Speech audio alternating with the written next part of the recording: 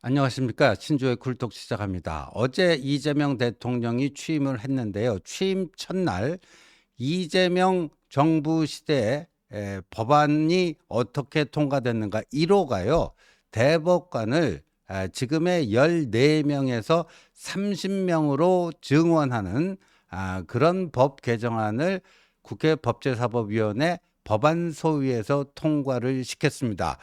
이게 일파만파, 이 파문이 커지고 있는데, 일단 개정안의 내용을 한번 좀 살펴보도록 하겠습니다. 좀 확대해 주십시오. 제안 이유 및 주요 내용을 보면요.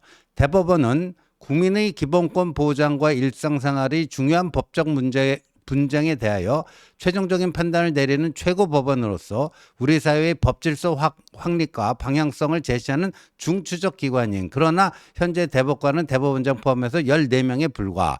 2022년 기준 대법원 본안사건 접수 건수는 연간 5만 6천 건을 초과했으나 대법관 1인당 연간 약 5천 건에 달하는 사건을 처리해야 할 정도로 업무가 과중함, 이로 인해 심층적 심리와 수기가 어려워지고 있으며 상당수 사건이 심리 불속행 기각으로 종결되는 구조 속에서 상고심에 대한 국민적 불신이 심화되고 있다. 이러한 구조는 대법원이 법령 해석의 통일이라는 제도적 기능은 물론 국민의 권리 구제라고 라는 헌법적 책무를 수행하는 데 근본적 제약으로 작용하고 있음.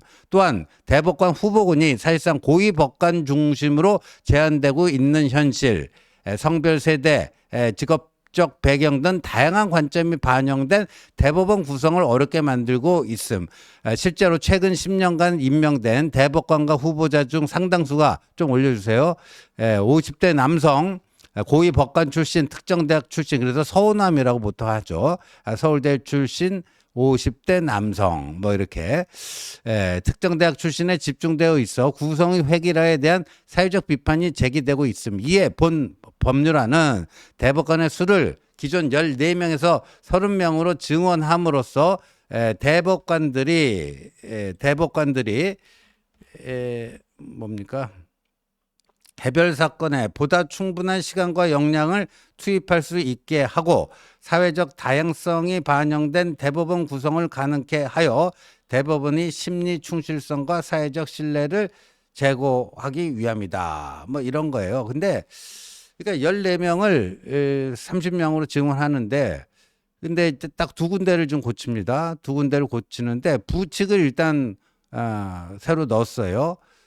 이 법은 공포한 날부터 시행한다. 다만 이 법에 따라 증원되는 대법관 정원, 그러니까 14명에서 30명으로 되니까 16명이 증원되는 거 아닙니까? 이 증원의 시기와 숫자는 어떻게 되냐? 증원되는 대법관 정원 18명 중 8명의 증원은 공포 후, 만약에 이게 이번 달에 통과가 된다면 이제 공포가 되고, 그로부터 1년이 경과한 날로부터 시행하게 되고, 나머지 8명은 2년이 경과한 다음에 이렇게 된다 하는 거예요. 그래서 저거를, 그러니까 임기 1년째 통과를 시키고 1년이 지나야지 실제 증언을 할 수 있지 않겠습니까? 그러면 이재명 임기 5년 중에 첫 해는 법안을 성립시키고 이제 경과 규정 만들고 1년의 시간을 기다리고요. 그리고 4명, 4명, 4명, 4명 뭐 이런 식으로 할 수도 있고요. 뭐 8명, 8명을 두 번에 나눠서 할 수도 있고요. 여하튼 이렇게 하고 30명으로 바꾼다 하는 거고요. 그 밑에 신구 조문 대비표 보면은 이 법원조직법에 대법관의 수는 대법원장을 포함해 14명을 30명으로 바꾸고 뭐 이런 겁니다. 근데 애시당초에 이제 그 민주당에서는요, 그 30명이 아니라 100명으로 늘리는 법안도 냈었는데, 그리고 이 박범계가 또 주도해서요, 판사 출신인데도 불구하고 대법관의 자격을 변호사 자격증이 없는 사람으로 확대하자. 그러니까 이제 한동훈 전 대표가 이건 뭐 김어준 대법관법이다, 이런 식의 네이밍 해가지고 이제 여론전을 피니까 그 여론에 밀렸습니다. 어떻게 김어준, 유시민 같은 자들이 대법관이 될 수 있겠는가? 그래서 그 부분은 철회했어요. 그 다음에 100명으로 증원하는 것도 철회를 했어요. 그다음에 비법조인 대법관 이것도 철회를 했어요. 그런데 이제 최종적으로 나온 게 저겁니다. 포기하지는 않는다. 반드시 늘린다. 정청래 법사위원장이 기회가 있을 때마다 그 공언을 해왔죠. 반드시 한다. 이건 내 혼자만의 생각이 아니다. 이재명 대표 다들 우리 총의가 모아진 그런 사항이다. 그래서 14명을 30명으로 늘린다. 뭐 이거예요.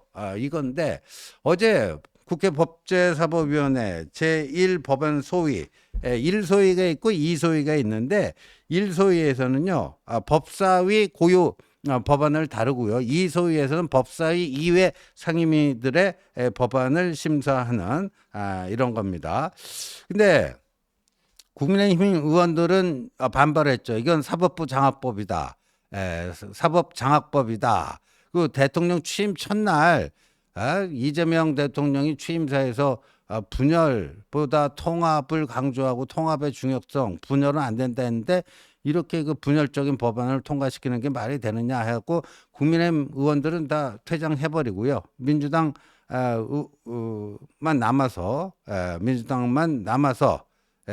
공포 후 즉시 시행 그 부칙을 저렇게 좀 바꿨어요. 1년 지난 시점부터 매년 4명씩 그렇게 증언한다. 총 16명. 그러니까 이게 정말 일파만파. 이게 베네수엘라의 차베스라고 하는 그 포퓰리스트 독재자도요.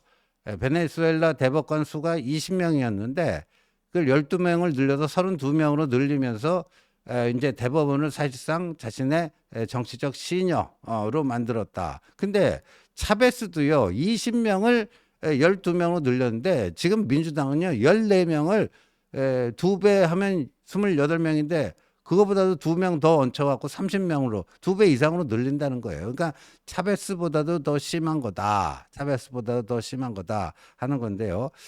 여기에 대해서 대법원 물론 이제 국민의힘이야 사법장악법이다 해서 반발하는 건 당연한데 주무부처인 대법원이 여기에서 어떤 반응을 나타낼 것인가. 근데 오늘 조희대 대법원장 출근길 이것과 관련된 기자들과의 일문일답이 있었는데 직접 보고 오시죠.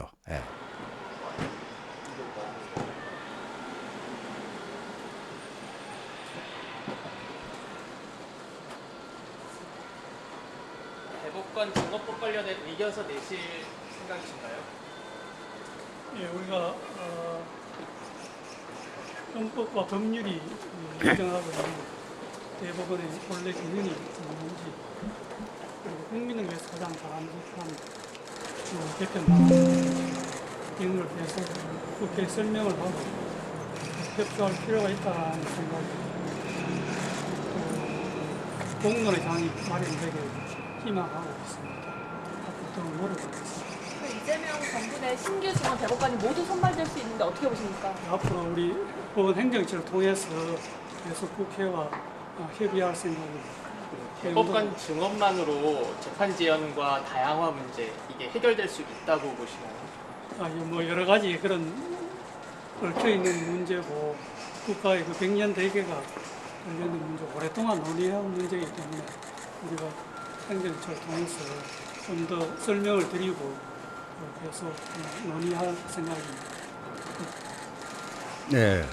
그러니까 조희대 대법원장은 국회 논의 과정에 적극적으로 협조를 하겠는데 그 대법원의 입장은 법원 행정처를 통해서 밝히도록 하겠다.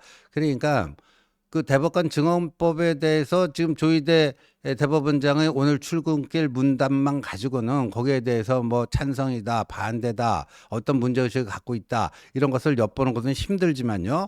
저기서 이제 그 핵심 고리는 법원 행정처를 통해서 국회와 협의해 나가겠다 하는 거잖아요. 근데요.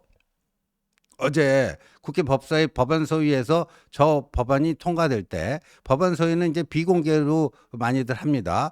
법사위 전체 회의 이런 것들은 보통 국회 상임위 전체 회의는 정보위를 제외하고는 다 공개가 되고 국회 방송 이런 데서도 생중계를 많이 하는데 법안소위는 이제 비공개로 한 게 있습니다. 근데 그 비공개 회의록을 국민일보가 입수를 해가지고요. 이 법원 행정처 차장 법원행정처 처장은 이 천대엽 대법관이에요. 법원행정처 처장은 대법관이 하고요. 그 대법관은 그래서 재판 업무에서는 행정 업무를 하기 때문에 재판 업무는 면제를 받고 있습니다. 근데 법원행정처의 넘버 2인 배형원 법원행정처 차장이요. 여기에 대해서 굉장히 세게 문제 의식을 드러내면서 분명한 반대 의사를 표명했습니다. 이때 법안소위 그 사회를 박범계 법안소위 위원장 에게 5분 정도 시간을 좀 할애해달라 이렇게 먼저 시간을 5분 정도 확보한 다음에요. 조목조목 대법원 법원 행정처에 의견을 제시를 했습니다. 대법관의 수를 대폭 증원하는 건 우리 사법제도 근간을 바꾸는 사안인 만큼 신중하게 검토돼야 한다. 아까 조희대 대법원장도 출근길 문답에서 국가 백년대계가 관련된 백년대계와 관련된 문제다 이렇게 얘기했잖아요. 그러면서 배형원 법원 행정처 차장이 그런데 이번 개정안은 그런 과정 없이 그러니까 신중하게 수기를 통해서 검토돼야 되는데 그런 과정 없이 단기간에 법안 심사가 진행되고 있다. 그러니까 말은 아주 점잖게 했는데 이게 졸속 입법을 하고 있다. 졸속 입법을 하고 있다. 민주당이 졸속 입법을 하고 있다. 그 얘기를 한 거죠. 그러면서요. 이런 식으로 그 단기간 내에 졸속 입법을 통해서 무더기 증언을 하게 되면 사법부의 정치적 중립성 이게 논란에 휘말릴 수밖에 없다. 이런 우려도 전했는데요. 그 배영원 행정처 차장이 이렇게 얘기했네요. 단기간에 대법관의 과반수 또는 절대 다수를 새로 임명할 경우 필연적으로 당시 정치적 영향을 받을 수밖에 없고 사법부의 정치적 중립성과 독립성에 심각한 위협이 된다. 이러한 논란은 그 이후 임명 시기마다 반복적으로 발생할 것이 분명하다. 왜냐하면 대법관 임기가 6년이거든요. 6년. 그러면 6년 끝나면 그 끝난 시점에 이 대통령이 입맛에 맞게끔, 자기 입맛에 맞게끔 이 대법관을 임명하다 보면 이 계속해서 반복적으로 이 사법부의 정치적 중립성 훼손 논란이 반복될 수밖에 없다. 그러면서요. 또 배영원 행정처 차장이 이런 말도 덧붙였습니다.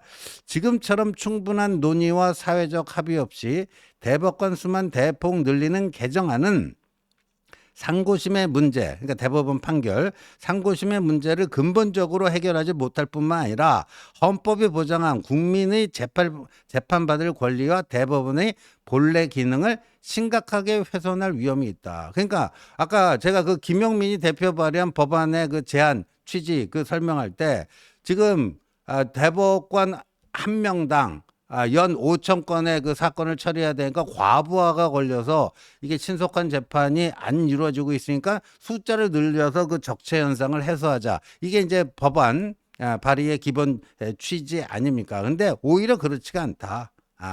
오히려 그렇지가 않다. 이랬어요.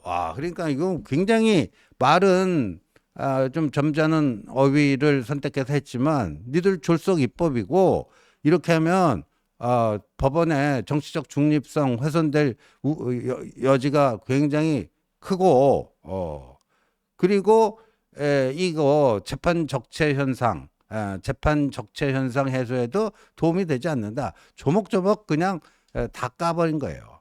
그런데 재밌는 게요. 이 배영원 법원 행정처 차장이 이렇게 발언을 하고 나니까요. 민주당 법사위 소위 의원들도 동요하기 시작했는데 특히 판사 출신인 박희승 의원이 이런 얘기를 했어요. 어제.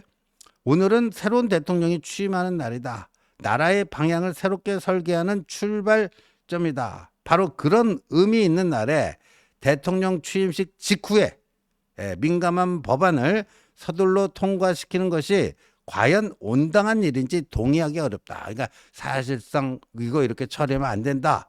반대 표시를 한 거예요. 그러면서 박희승 의원이요.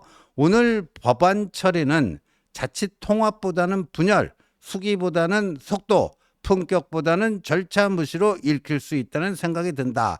다시 한번 좀 더 시간을 갖고 다양한 논의와 수기를 거쳐 추진해 주시기를 부탁드린다. 근데 어제 이재명이 취임사에서 뭐라고 그랬어요? 통합은 유능의 지표이며 분열은 무능의 결과인데 저 대법관 증언법은 통합이 아니라 분열 아니에요. 그러면 저건 무능이라는 거거든요. 예, 이재명 정부는 유능한 실용주의 정부가 되겠다 했는데 이거는 무능인 거죠. 예. 그런데 왜 판사 출신 민주당 박희승 의원의 이런 간곡한 만류에도 불구하고 어제 법안소위에서 통과가 돼버렸어요. 통과가 돼버렸어요. 그러니까 정청래가 호언장담한 것처럼 이건 이재명하고도 다 얘기가 된 거다. 근데 이재명이 대법원에 대한 자신의 속내를 드러낸 적이 있었죠. 언제요? 2일이죠. 6월 2일 대선 하루 전날 김어준 유튜브 나가갖고 그때 대법원 전원 합의체에서 유죄 취지로 파기환송된 거 그게 자신이 겪은 일 중에 가장 황당한 일이다. 황당한 일이다. 다른 일들은 어느 정도 예측을 했는데 이건 전혀 예측을 못한 가장 황당한 일을 겪었다.